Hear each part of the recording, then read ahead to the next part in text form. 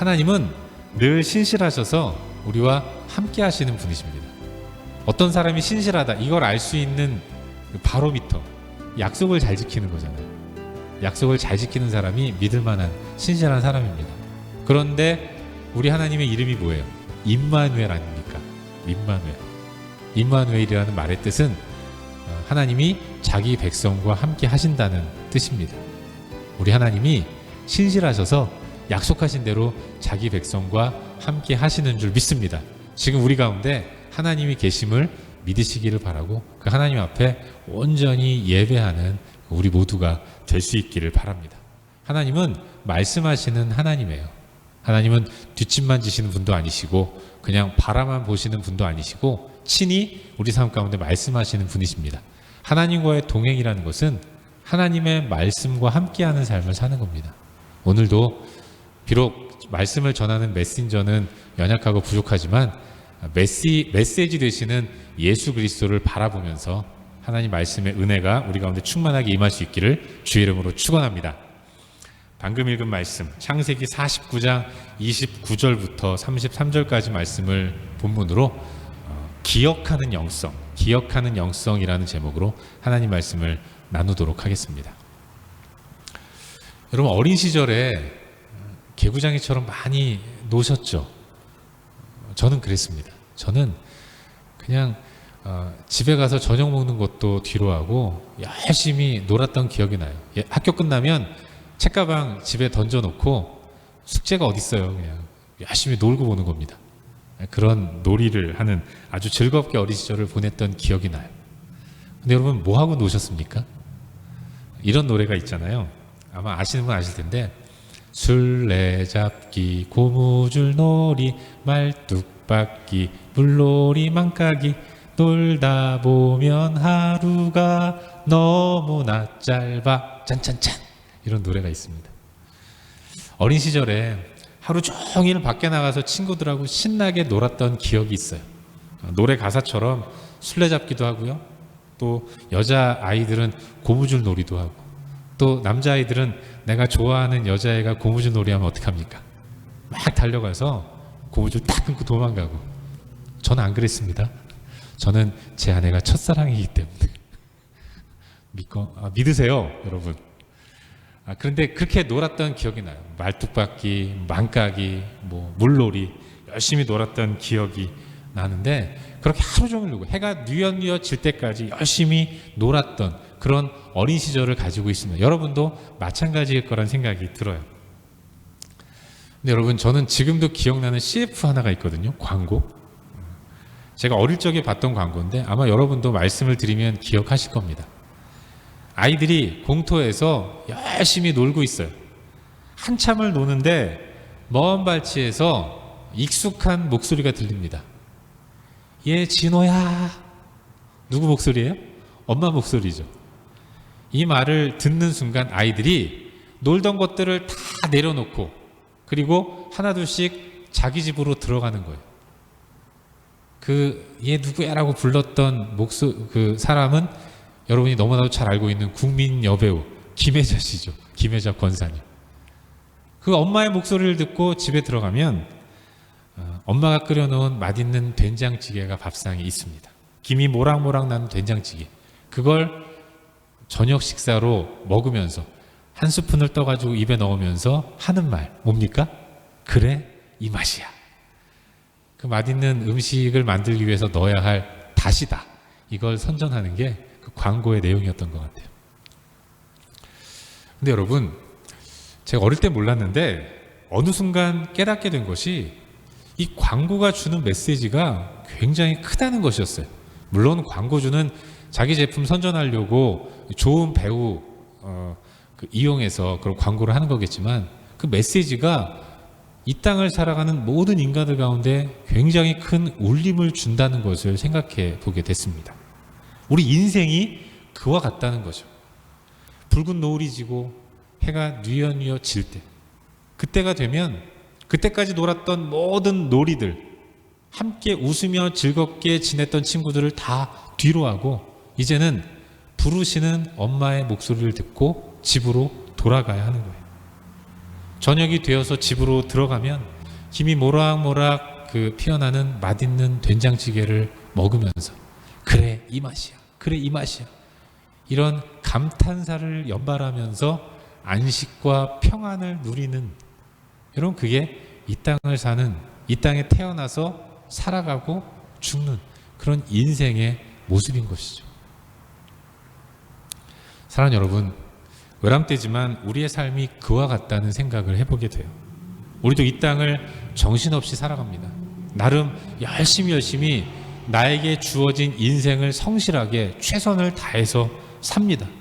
그러다가 어느 순간 하늘의 부름을 듣고, 그리고 그때까지 바쁘게 지냈던 모든 것들을 한순간에 다 내려놓고, 그리고 우리는 본향으로 돌아가는 거예요.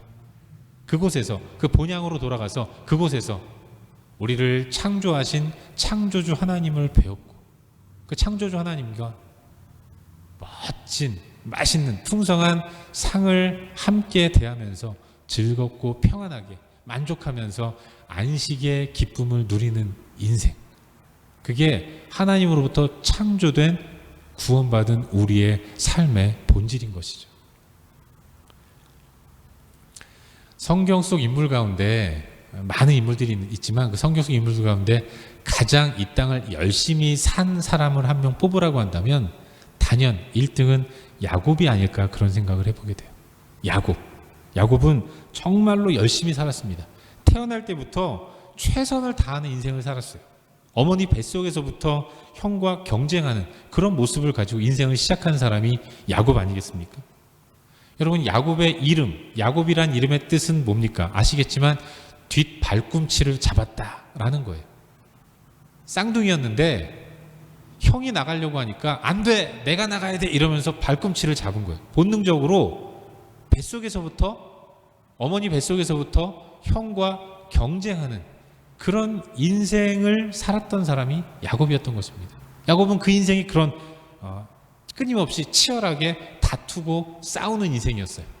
싸워서 이기려면 속이기도 해야 됐습니다. 더 강한 힘을 가지려고도 했던 거예요. 끊임없이 그렇게 열심히 경쟁하는 인생을 살았던 사람이 야곱인 거죠. 어릴 때는 형과 경쟁했고요. 또 커서는 삼촌인 라반과도 열심히 머리 싸움하면서 그렇게 경쟁했습니다. 늙어서는 아들들과도 대립하면서 자기 고집 꺾지 않으려고 경쟁하고 싸웠던 사람이 야곱이었고, 여러분, 이 야곱은 심지어는 하나님과도 싸워서 이기려고 했잖아요. 무조건 자기 뜻 관철시키려고 떼쓰고 고집하면서 그렇게 싸우고 경쟁하는 그런 인생을 살았던 사람이 야곱인 겁니다. 부정적이든 긍정적이든 야곱의 인생은 열심히 달려가는 인생이었어요. 그리고 그걸 통해서 자신이 뜻한 바를 이루려고 하는 그런 치열한 삶을 살았던 사람이 야곱이었던 것입니다. 그런데 여러분, 분명 야곱은 열심히 산 사람이었어요. 그런데 그렇게 열심히 산 야곱이 그 인생이 과연 행복했는가? 여러분, 그렇지 않습니까? 왜 열심히 살아요? 사람이 열심히 사는 이유는 하나잖아요. 행복하고 싶어서. 열심히 살면 행복할 수 있지 않을까 생각해서 열심히도 살고 경쟁도 하고 싸우기도 하면서 사는 것 아닙니까? 그런데 그렇게 최선을 다한 야곱의 인생이 과연 행복했는가? 읽어서 아시고 묵상해서 다 아시겠지만 그렇게 행복해 보이지는 않았다는 것입니다. 누가 저보고 너는 야곱과 같은 인생을 살았으면 좋겠다라고 얘기하면 저 그 사람 멱살 잡을 것 같아요. 행복해 보이지 않는 겁니다. 가정은 늘 다툼이 끊이지 않았습니다. 자식들끼리는 서로 불화하면서 싸웠어요. 그 싸움의 결과로 아들 하나는 잃어버리지 않았습니까? 그 잃어버린 아들이 그토록 가장 사랑하는 아들이었는데 가장 사랑하는 아들과 20년 넘게 생리별하고 살았던 인생이 야곱의 인생이었던 거죠. 결국 그 인생 노년에 그렇게 힘들고 어려운 인생을 산 이후에 마지막으로 그가 고백하는 모습, 이야기가 무엇입니까? 창세기 47장 9절, 험악한 세월을 보내었나이다. 내 나이가 지금 130살인데 나는 130년 동안 그야말로 볼 거 못 볼 거 다 본 그야말로 험악한 인생을 살았다. 이게 야곱이 자기 인생을 돌아보면서 내뱉는 자조 섞인 고백이었던 거예요. 야곱은 열심히 살았는데, 행복한 삶을 목표로 최선을 다하는 인생을 살았는데, 그런데도 그는 전혀 행복한 삶을 살지 못했다는 것입니다. 그 자신의 고백처럼 험악한 세월을 살았던 거예요. 여러분, 왜 그랬을까요? 왜 그는 그토록 힘겹고 어려운 인생을 살 수밖에 없었습니까?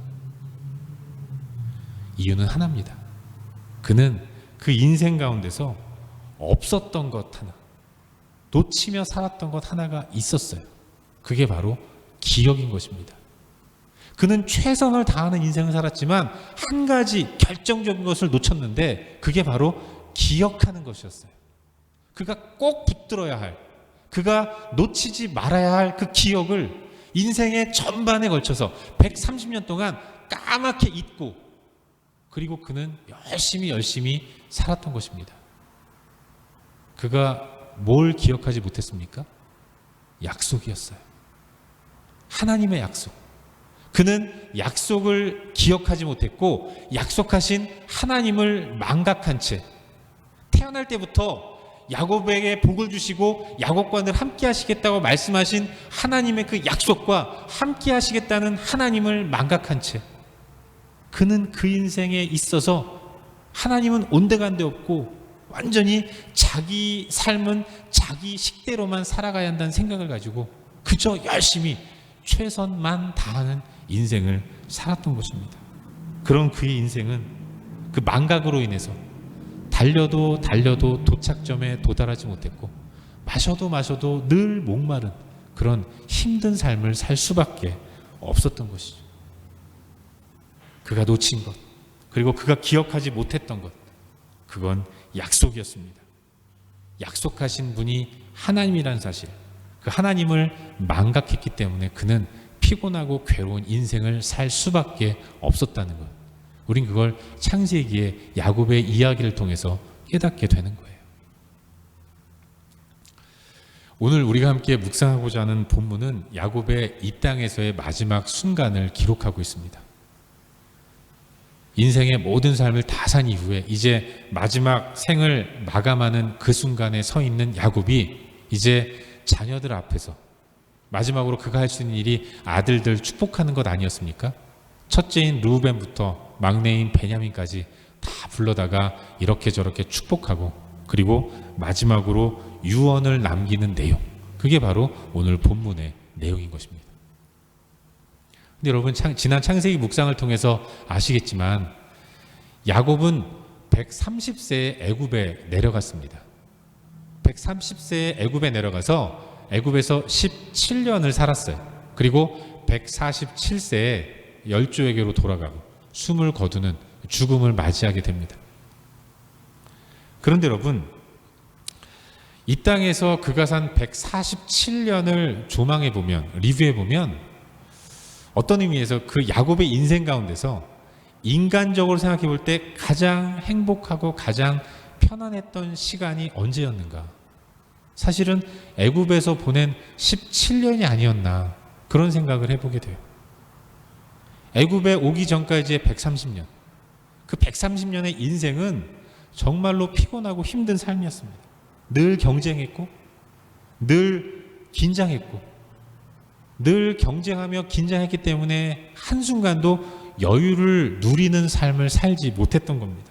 어느 것 하나 놓치지 않기 위해서 꽉 움켜쥐는 삶을 살았고, 그 가운데서 남도 속이고 남에게 속기도 하고, 심지어는 하나님과도 씨름해서 자기가 얻고 싶은 것을 얻으려고 했던 그런 인생이, 그런 피곤한 삶이 야곱이 가나안 땅에서 보낸 130년의 인생이었던 거예요. 하지만 거기에 비하면 애굽에 내려와 산 17년은 어떤 삶이었습니까? 편안했어요. 무엇보다도 야곱의 17년 애굽의 이민의 삶의 특징은 아무것도 하지 않았다는 겁니다. 편안하게, 그야말로 느지막하게 서로 화해한 그 아들들의 효도를 받아가면서 그렇게 편안하게 남은 인생을 살았다는 것입니다. 여러분 참 재밌지 않습니까? 잘 살아보려고 아등바등 됐을 때는 야곱이 힘들고 피곤한 삶을 살았어요. 하지만 힘도 없어지고 또 할 수 있는 일들도 없어지고 그래서 능력이 없어져서 아무것도 안 하니까 그러니까 정말로 행복하고 편안한 인생을 살았다는 것을 발견하게 되는 것입니다. 여러분 야곱이 애굽에 내려가서 130세에 애굽에서 뭘 다시 시작할 수 있었겠습니까? 뭐 비즈니스를 다시 할 수 있었겠어요? 애굽의 언어를 배웠을까요? 그러지도 않았을 것 같아요. 새롭게 뭘 시작하지도 않았을 것입니다. 그냥 가만히 있었는데 그런데 그 야곱의 인생 가운데서 그 마지막 17년이 가장 편안하고 행복했다는 겁니다. 열심히 하면 피곤했는데 가만히 있으니까 누리는 삶을 살았다는 거예요. 여러분 이게 무엇을 의미하는 거겠습니까? 우리 인생이 하나님 안에서 안식을 누리는 삶이어야 한다는 것을 우리에게 도전하는 거예요. 내 지혜, 내 능력, 내 힘 가지고 내 인생 내 마음대로 내 뜻대로 개척하려고 할 때는 험악한 세월 밖에는 없는 것입니다. 그러나 이 모든 것들을 다 뒤로하고 다 깨닫고 다 내려놓고 이 땅의 모든 것들은 솔로몬의 고백처럼 헛되고 헛되고 헛되고 헛되니 모든 것이 헛되다 고백하는 가운데 하나님께 맡겨놓으니까 창조주 하나님께 다 맡기니까 그때부터 비로소 시작되는 게 안식이고 평안이었다는 것. 결국 우리를 만드신 하나님은 주 안에서만 안식을 누리도록 우리를 만들어 놓으셨다는 것을 야곱의 147년 인생을 살펴보면서 깨닫게 되는 거예요. 아무튼 이제 야곱은 147년의 인생을 살고 그리고 모두가 다 가야 할 마지막 관문을 통과하기 위해 자녀들 앞에 누워 있습니다. 그리고 죽음을 앞에 두고 야곱은 마지막 유언을 남기고 있어요. 여러분 야곱이 남긴 마지막 유언이 무엇입니까? 우리 다 같이 성경 29절 말씀, 본문 29절 말씀을 함께 보도록 하겠습니다. 제가 읽어드리겠습니다. 함께 여러분 보시고 제가 읽어드리겠습니다. 그가 그들에게 명하여 이르되 내가 내 조상들에게로 돌아가리니 나를 햇사람 에브론의 밭에 있는 굴에 우리 선조와 함께 장사하라. 아멘. 야곱이 유언합니다. 나는 죽는데 내가 죽으면 나를 햇사람 에브론의 밭에 있는 굴에 장사해 줘라. 내 시신을 햇사람 에브론의 밭에 있는 굴에다가 묻어달라. 이렇게 유언을 남기고 있는 것입니다. 여러분 햇사람 에브론 밭에 있는 굴, 이게 어디입니까? 가나안 땅에 있는 거예요. 이곳은 할아버지인 아브라함이 돈을 주고 산 자기 가족의 땅인 것입니다. 여러분 아브라함이 이 땅을 살면서 단 한 번도 단 한 평의 땅도 가지고 있지 않았습니다. 아브라함은 가축도 많았고 또 부리는 종들도 많았어요. 큰 부자였습니다.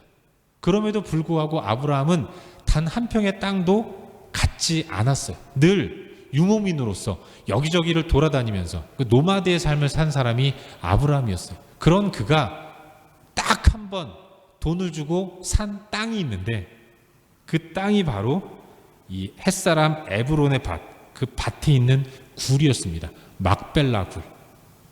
아내인 사라가 죽자 그 사라를 장사 지내기 위해서 에브론에게서 돈을 주고 산 아브라함의 땅이 이 막벨라 굴이었던 거예요. 이후로 아브라함도 그 굴에 묻혔고 그리고 이삭과 리브가도 막벨라 굴에 묻혔고 또 야곱도 자기 아내인 레아를 그 땅에 묻은 것입니다. 그곳은 애굽 땅이 아닌 가나안 땅이었던 거예요. 여러분 야곱은 애굽에서 인생의 가장 편안하고 안락한 소위 황금기 17년을 보냈습니다. 그리고 나서 마지막 순간에 그가 유언을 남겨요. 그런데 유언이 굉장히 의아한 것입니다. 그렇게 편한 곳이라면 그렇게 자신에게 안식과 기쁨과 만족을 준 땅이라면 애굽에 묻히는 것이 맞을 것 같은데, 그런데 그는 기억나는 것 모든 것들이 다 고생한 기억, 힘든 기억밖에 없는 그런 가나안 땅에 묻히겠다고 아들들에게, 내가 죽으면 제발 내 시신을 들고 가나안 땅으로 가라, 가나안 땅에 나를 묻어달라, 그런 고백을 하고 있다는 거죠. 그런 부탁을 하고 있다는 거예요. 여러분, 왜 야곱이 이런 유언을 마지막으로 자녀들에게 남깁니까? 그는 그 인생 마지막에 하나님을 기억하며 하나님의 약속을 기억하는 모습을 보여주고 있는 거예요. 어떤 약속입니까? 잘 아시다시피 하나님이 야곱이 애굽으로 내려가기 전에 그 가나안과 애굽의 국경 지역에 있는 브엘세바에서 야곱이 하나님께 제사를 드릴 때 하나님이 제사하는 야곱에게 밤의 이상 중에 나타나셔서 말씀하셨습니다. 어떤 말씀입니까? 창세기 46장 3절, 애굽으로 내려가기를 두려워하지 말라. 내가 거기서 너로 큰 민족을 이루게 하리라. 내가 너와 함께 애굽으로 내려가겠고 반드시 너를 인도하여 다시 올라올 것이다. 야곱은 마지막 숨을 거두는 그 순간 하나님을 기억했던 것입니다. 아니, 가나안에서 사는 안락하고 편안하게 육신적으로 쉬는 시간을 갖는 17년 기간 동안 마지막으로 애굽 땅에 내려오기 전에 하나님이 말씀하신 그 약속의 말씀, 브엘세바에서 말씀하신 내용, 이걸 붙들고 사는 인생을 살았던 거예요. 내가 너를 애굽으로 내려갈 때 함께 하겠다. 그러나 너는 반드시 다시 올라올 것이다. 내가 너를 다시 올라오도록 가나안 땅으로 올라와서 가나안에 묻히게 하겠다. 너의 진정한 본향은 애굽이 아니라 가나안이라는 것. 그는 그걸 기억했던 것입니다.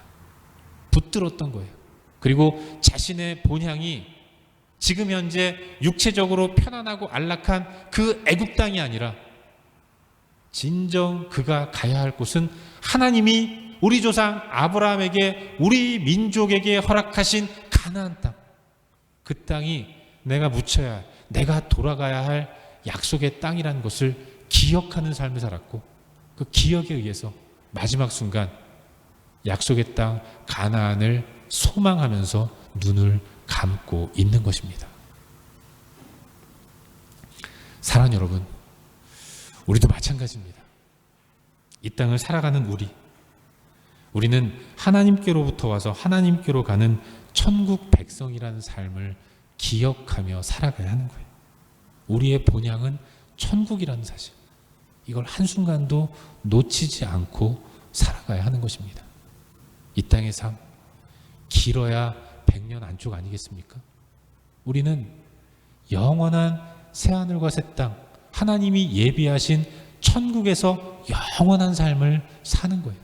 이 땅의 삶은 영원한 세계로 나아가는 여정이라는 것, 여행의 길을 우리는 걸어가고 있다는 사실을 기억하는 가운데 매 순간 하나님이 약속하신 우리의 삶, 그리고 약속하신 하나님의 신실하심을 기억하면서 한순간도 이 땅에 매여서 이 땅이 영원할 것처럼 생각하면서 이 땅에 모든 것들을 쏟아내는 그런 삶이 아니라 허락하시는 것들을 가지고 이것이 여비이고 이것이 차비라는 생각을 기억하는 가운데 다 쓰면서, 다 베풀면서, 다 나누면서 그렇게 가벼운 마음으로 우리가 가야 할 천국의 삶을 소망하며 나아가야 하는 것입니다.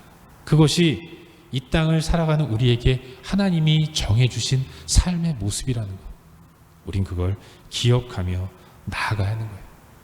아무리 이곳이 편안하다고 할지라도, 아무리 이곳이 익숙하다고 하더라도, 그렇다고 하더라도 우리의 궁극적인 소망은 하늘에 있는 것이고, 그렇기 때문에 성도의 삶은 하루하루 천국을 향해 나아가는 삶이어야 한다는 것, 우린 그걸 기억하며 살아가야 하는 것입니다. 여러분, 성경 속 우리 믿음의 선진들은 그런 삶을 살았다는 것을 자주 발견하게 돼요. 여러분, 야곱의 죽음 이후에 나오는 창세기 마지막의 내용은 무엇입니까? 요셉의 죽음이에요. 저는 요셉의 이 죽음을 보면서 요셉이 마지막으로 남긴 유언을 묵상할 때마다 참 많은 은혜와 깨우침을 얻게 되는데, 여러분, 요셉은 110세에 110살을 살고 애굽에서 죽었습니다. 근데 110살을 살고 마지막 숨을 거둘 때 그가 남긴 유언이 무엇이었습니까? 그 유언 또한 아버지인 야곱과 똑같은 것이었어요. 그가 말합니다. 하나님 우리 민족을 이제 가나안 땅으로 다시 돌려보내실 것이다. 그때 나는 비록 이 땅에서 애굽의 총리로 살았기 때문에 내 시신을 이 땅에 묻지만 하나님이 약속하신 그 땅으로 너희들이 후대에 들어가게 될 때 꼭 내 해골을, 내 유골이라도 수습해서 나를 가나안 땅에 묻어달라고 유언으로 남기고 있는 거예요. 여러분, 요셉이 110살을 살았는데 요셉은 17살에 애굽으로 내려갔어요. 그리고 110살에 죽었다면 그는 93년을 애굽에서 살았습니다. 93년을 애굽에 살았다면 여러분, 그 사람이, 그 요셉이 애굽 사람입니까? 가나안 사람입니까? 객관적으로 놓고 볼 때 그는 애굽 사람이라고 말할 수밖에 없어요.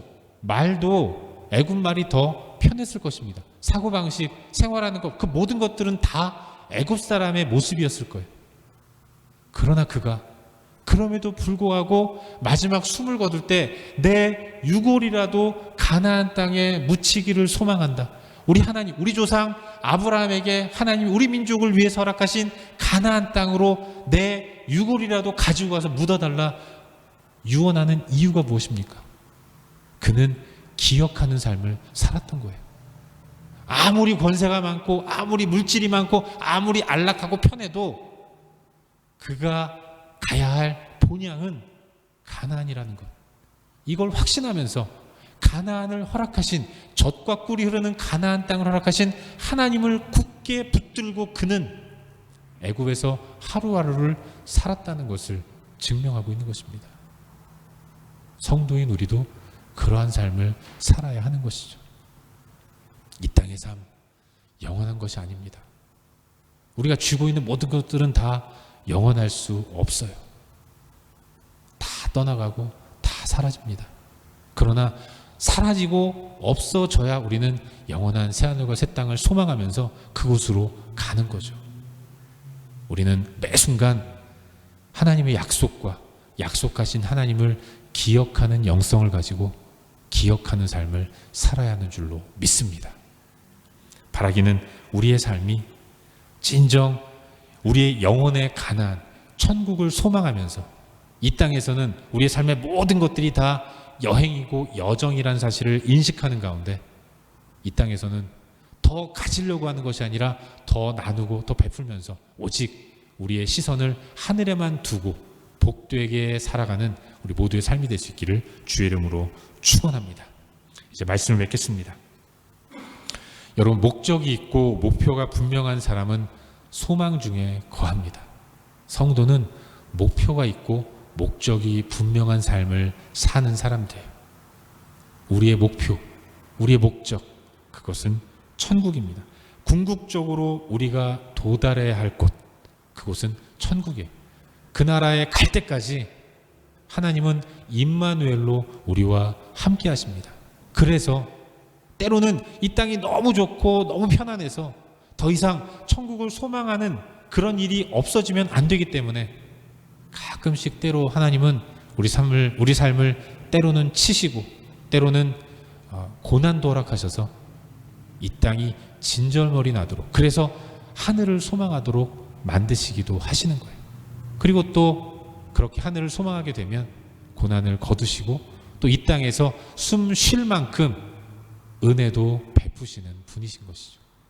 그렇게 우리의 인생을 인도하시고 이끌어 가시는 하나님과 하나님의 약속을 기억하는 것, 여러분, 그게 신앙생활인 것입니다. 기억하십시오. 신앙은 기억이에요. 이번 한 주간도 약속하신 하나님, 그리고 그 하나님의 약속을 굳게 붙들고 이 땅에서 그 목표를 분명히 하는 가운데 소망 중에 거하는 저와 여러분, 우리 모두의 삶이 될 수 있기를 주의 이름으로 축원합니다.